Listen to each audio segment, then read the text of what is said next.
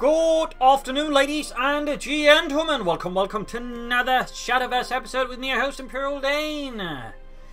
As we continue to delve the meta and try out different decks, today's deck is going to be Aggro for us. It's probably one of the more effective aggro decks, probably if not the most effective aggro deck at the moment, though it's not so much talked about, probably because compared to a lot of the other aggro decks, it does have a bit of a skill requirement to get anywhere with it, since it does require a lot more sort of combo techniques to pull through with. But on the other hand, it's a very powerful deck, and when you're not stopped correctly, it can very quickly snowball out of control and just basically roll down a lot of decks. It's also pretty cheap. I mean, the only sort of real legendaries run is Insect Lord, which is just a really strong Forge Class legend. He's basically a core legend that can sort of just help clear your board, and that's probably one of the strengths of Aggro Force. It has a lot more board control tools compared to most other aggro decks with Insect Lord, Airbound Barrage, but also Rain Elfsmith, just allowing you to control. Then, of course, the ever perennial, or just amazing, Wood of Brambles perennial. I don't know why I said that word. Starry Elf is actually beginning to appear in a bunch of aggro decks, and because, again, drawing out Wood of Brambles is just amazing. So you're just beginning to run that card. For example, Aura's Fairy Driver, very much common there. Beetle Warrior, also very common occurrence in aggro decks because it does give it a bit of Storm. Besides, Fairy Driver will know where to just close out the match, and Curve it's reasonable. And you got Imperial to finish things off with, and Ariana to help with board control, but also just a bit of burn. So it's a very flexible, a very strong deck that can sort of just deal with most other aggro decks, in fact, but also just quickly pull ahead with a good curve, and that way quickly close a match out. So let's see how this deck performs, shall we? Alright, that's good. It's useful. Yeah, I was kind of looking for something a bit more useful, like in a 2-drop. But Airborne Barriers is pretty good in a lot of situations. Water Fairy, obviously, you know, it's still 1-drop, which is really good for any aggro deck. We'll see how this goes out. But going second is generally not when aggro deck wants to be. That is not where it wants to be at all, to put it mildly. So that against neutral zone. Again going second.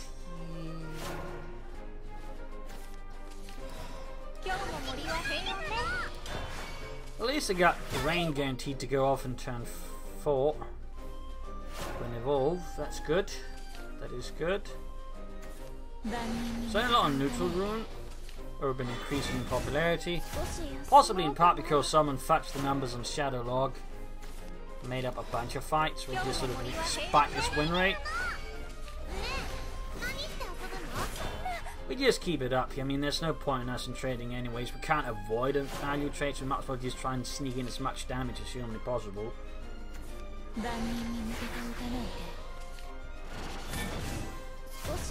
So far, though, this is not going amazingly well. Could be going worse, I suppose, but he could also be performing a lot better. I can't remember. Evolve the right one. I've made this mistake once before. That was a bit disappointing. It seems pretty good, and since also that seems pretty fun. Bit of mechanics there, and you sort of get at least one free trade. Plus you buff something. Now the trick, of course, is what's got. He's also got a pretty full hand, burns a single card. You'll likely have Hector here, which is what they usually always have on turn 5 with my luck. Right, Paradise Vanguard and Abomination Awakened. That's less good. That is a lot less good.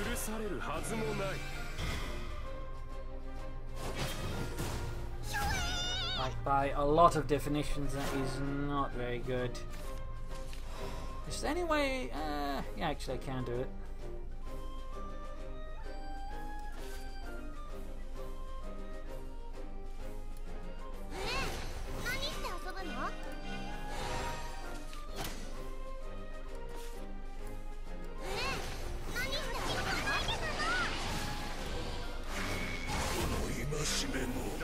Yeah.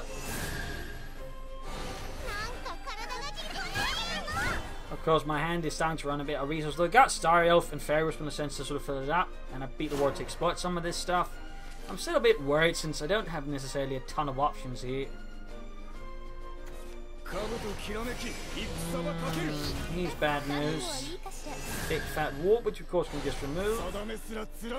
He's certainly a card I won't be missing when it rotates out at all. alongside most of Wonderland Dreams.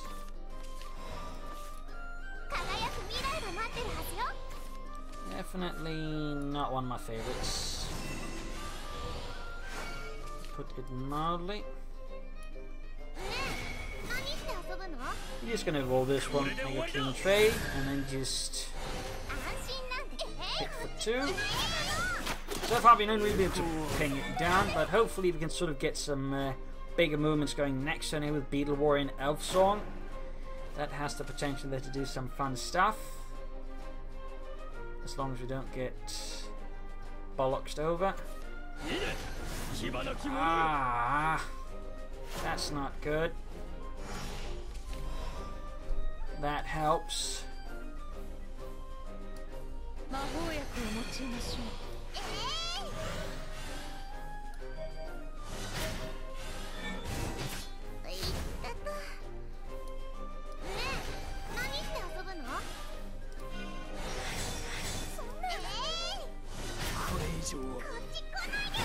That was close.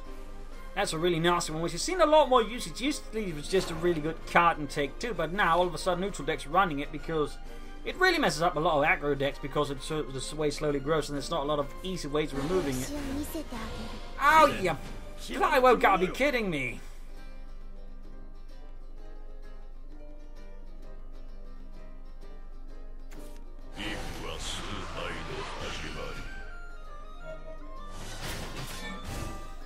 You have got to be bloody well kidding me.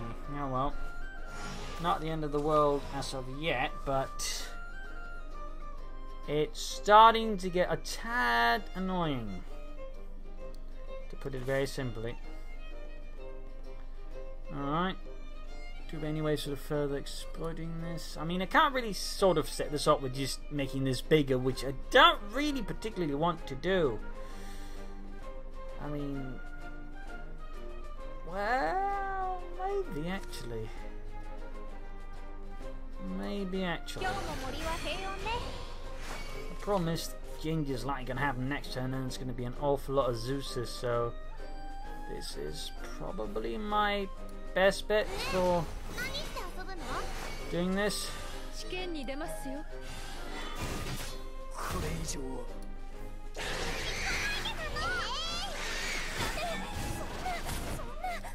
Down to 1. Alright, if you can pull another natural tutor, he might still have a chance, even like Suses up the entire board. Of course, if he doesn't have the possibility, we win. This is a tough one. Woo! Oh no! He's gonna activate it! Ah! Don't! Just don't!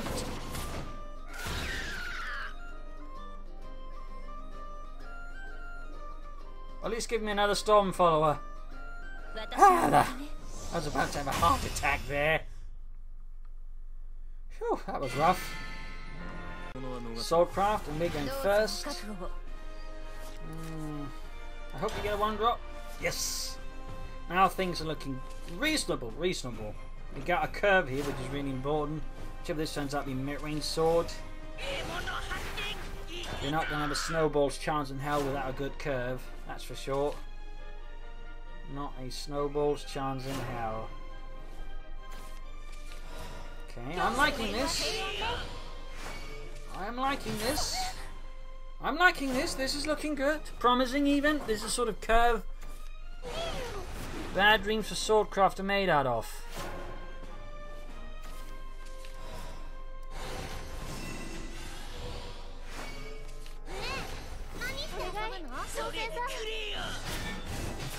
Go. Down to 18.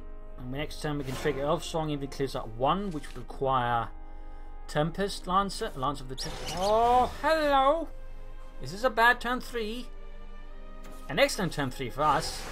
That's likely going to be Chimera, but even then, this is great. This is great. This is going to be very difficult for him to bounce back from. Like, even with Himera, he's going to have to trade everything in and lose it all just to kill 2 fairies and with the goblin. Frontline Cavalier has slightly better chances or better odds, but even then, it's not necessarily going to be fully successful, since you can still aggressively control the board.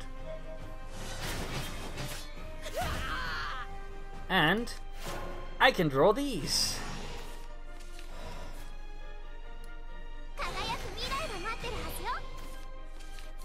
This is why we run Starry Elf, even in an aggro deck, because this is amazing. I'm just going to trade that one in, because we don't want him to constantly heal up. That's bad. That is really bad. He can't threaten us with these 2, unless he goes for like something like Luminous and Mage and then Evos and all that, but even then, we're just pulling ahead here. We got the board. We got the board. Plus we can't, you know, slug it out with Swordcraft anyway, so we just gotta hope he's got a terrible turn 5. A weak one anyways. This isn't too bad for him.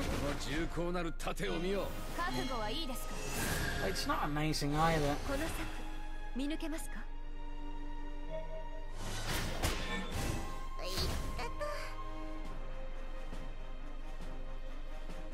So there you go.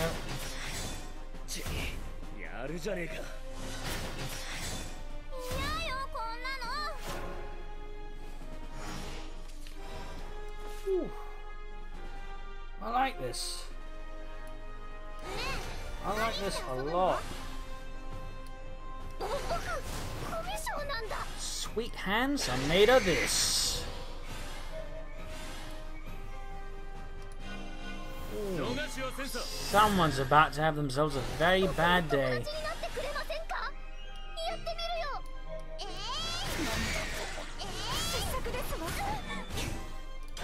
Boom! That's a board.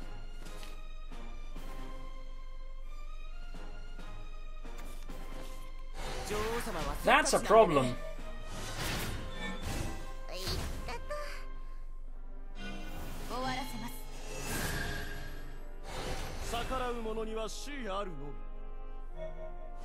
There you go, he's just had to trade out 2 of the knights just to, you know, make an impact here. And I still got more to go. Oh, good God, this is filthy.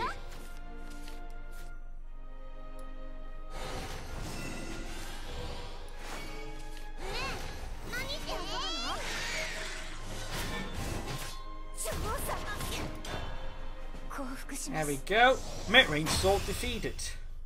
Again, we got lucky there to an extent. This is not a favourite. And Bloodcraft. It's always a bit of a gamble with what this deck's going to be. Or what deck it's going to be, you know, from this class. It could easily be, you know, any number of things. Aggro, Vengeance, Jormungand, neutral, aggro combo using Bellringer. Yeah, there's a lot of Bloodcraft decks actually going around in general. In that sense, while the class itself might not presenting like amazing win rates at the moment, it's actually doing kind of well. In terms of at least just, you know, deck variety. Okay, that's neutral or it's some kind of control deck.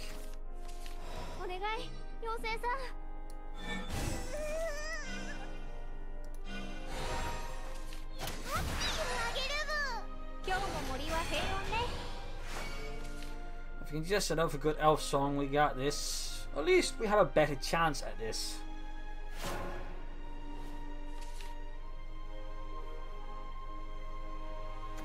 Yeah, that's the problem now. Bring this is. Well, this could still be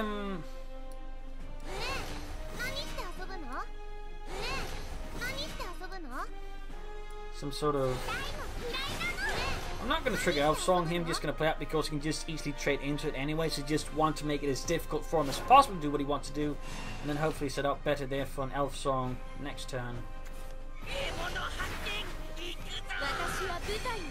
Oh god. This just got very uncomfortable.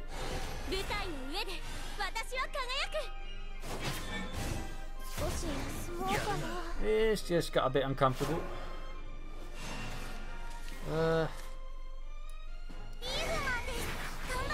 Might have been neutral aggro all along. Just got a bit caught off guard.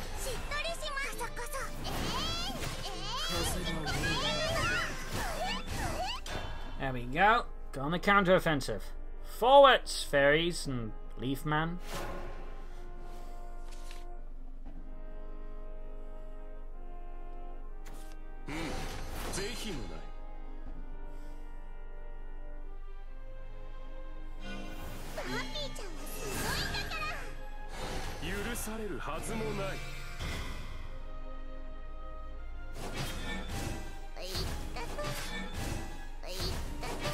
Sadly, not getting in my wood of brambles here, unfortunately.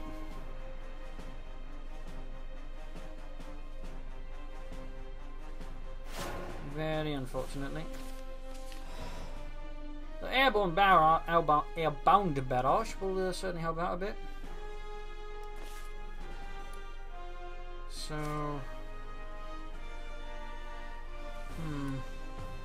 I obviously want to clear some of this stuff, but I also want to set up for like the next turn, at which point like Imperia into Fairy Driver might just do the trick. Yeah, 5 and then another possible 1, 2. That's 1, 2. That's 7, and that's about a 3, 5. That's well, that's going to be 6. 11 damage combo. I mean, if we sort of hit in here, but the problem is we risk being murdered. But then, if we just bounce,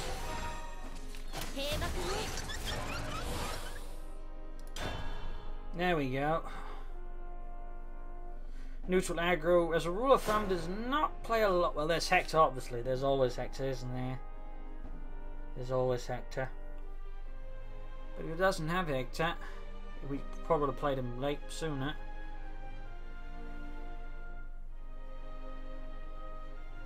But with this, I got lethal set up. Unless I did the math wrong. There you go. And this is probably again one of the reasons why Aggro Force isn't running as much as most other decks, despite being pretty solid, because it requires a slightly more advanced level of mathematics compared to most other decks, and that does, shall we say, tend to be a bit of a turn-off for some players. They had to play card games, you know, which involve numbers, but not necessarily a lot of math. There we go. There we go. And there you go, Aggro Forest, the aggro deck that requires math on some level to actually sort of successfully guide you through, because as you might notice, like, matchups can quickly go wrong, but if you sort of just have a reasonable sort of ability to plan ahead with the deck that's sort of set up there, you can still eke out a lot of wins. And this regard, aggro deck is, or aggro forest, I mean aggro deck.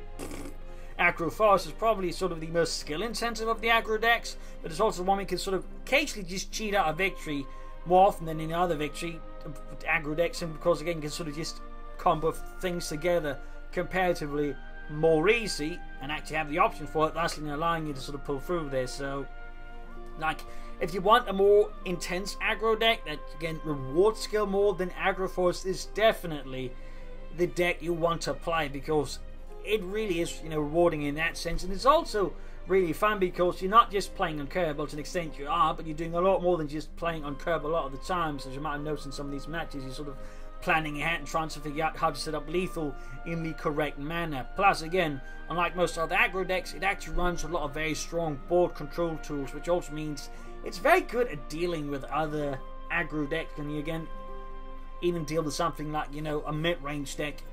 Like, if you sort of get a good hand, as you saw there, I actually managed to beat mid-range Sword, though it did help a ton. I went first. Like, I'm not going to kid you there. If you go second against mid-range Sword, your chance of beating it just went down a lot. Like, it's not a necessarily fair matchup, but with some good skill, you do have a chance. But again, it's going to come down a lot to skill rather than actual deck matchup, which again is not favoured for Agroforest against mid-range sword. But it can be done. It can be done. But I'm not going to kid you, it's not going to be easy. So there you have it. Agroforest, cheap, fun, and skill intensive. Not really necessarily, again, skill intensive and aggro is what most people have put together, but Agroforest is very much that type of deck. Plus, pretty much all the cards here, I think, except this fellow here, actually also just part, and that's a bronze card, by the way. Actually, you know, apart from other, you know, Wonderling Dreams are from onwards there, meaning again most of the cards actually pretty safe to craft. I mean, again, Beetle Warrior is the only one, and that's a bronze. That's 50 vials. That's usually not a huge budgetary thing, but for example, cards like Insect Lord are pretty recent, so that's not going to rotate out like, for example, in quite some time. Imperia is another one that's not going to, for example, rotate out. I mean, a lot of the core cards of this deck are actually just not going to rotate out anytime soon, so in many ways, Agroforest is also a really safe deck to craft. So that sort of covers Agroforest. Hopefully you liked this video, hopefully you enjoyed it, hopefully you gave some ideas, you know, to maybe play yourself.